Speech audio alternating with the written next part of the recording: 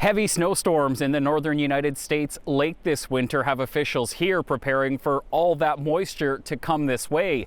The Manitoba government says there could be major flooding on the Red River this spring. That's not the news people in the Arm of Montcalm wanted to hear. The municipality, which includes the town of Saint-Jean-Baptiste, still has about $15 million worth of repairs to do after last year's flood. Reeve Paul Gilmore says the damage was significant. He says fighting another flood could postpone those repairs. Gilmore says they have to face facts, but he wasn't expecting to be dealing with an overflowing river again this year.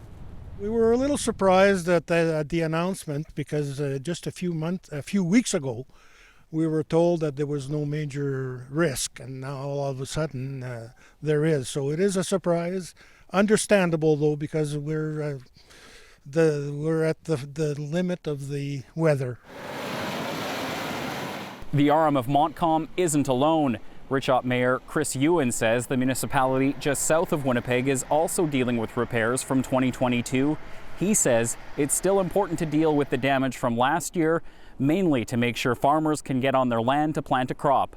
When it comes to dealing with the threat of this year's flood, Ewan says the community has good flood protection and emergency plans in place. Almost every season we're going to see some sort of water going through the Red River, which is going to affect us, and it could be a little way, it could be a big way. So we're always preparing. We're looking at this much earlier than maybe the other municipalities are. But in terms of, has something in my thought process changed? Absolutely not. We're always making sure we're prepared. We're working with our emergency coordinating team, and we're working with our administration to ensure that the residents are just as prepared if need be. Communities along the Red River have good flood protection in place to keep them safe from any major flooding. Under the worst case scenario, this year the flood would be similar to 2020.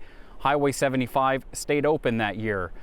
Josh Crabb, CBC News, Winnipeg.